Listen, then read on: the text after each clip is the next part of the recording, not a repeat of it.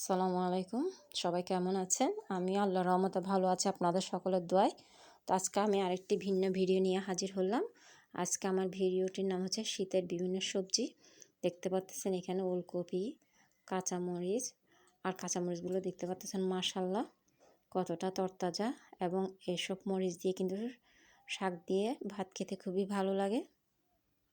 দেখতে পাচ্ছেন।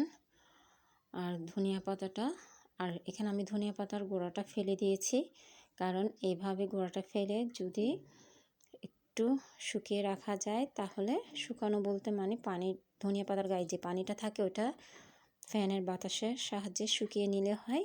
এরপর পলি করে রাখলে 1 সপ্তাহ পর্যন্ত রাখা যায়, কোনো নষ্ট হয় না। এরপর বাঁধাকপি, মূলা, বরবটি দেখতে পাচ্ছেন, এখানে কচুরমুখিও ছিল।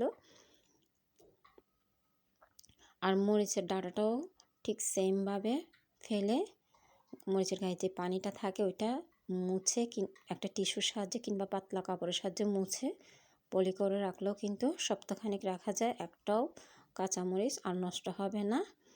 আর এই বরবটিগুলো কিন্তু একদম ছোট সাইজের বরবটি, কেন জানি মনে হচ্ছে এটা জুমের বরবটি। আমরা অনেক সময় পাহাড়ি ব্লগগুলো দেখে থাকি, ওইখানের বরবটিগুলো কিন্তু এই ধরনেরই ছোট ছোট, তাই বললাম মনে হচ্ছে এটা জুমের বরবটি। তো দেখতে পাচ্ছেন, যাই হোক প্রতিটা সবজি কিন্তু খুবই তরতাজা।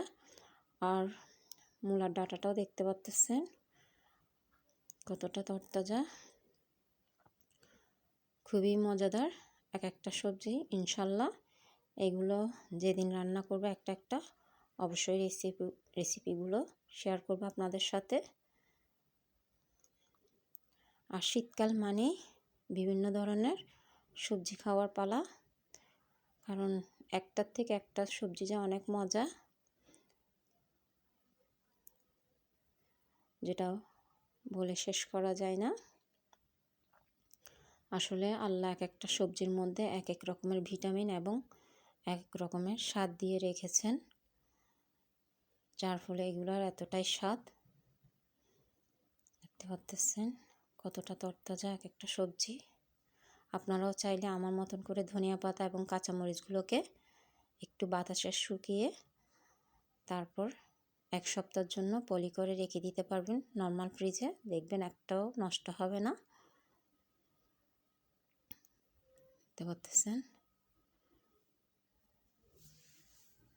খুবই সুন্দর,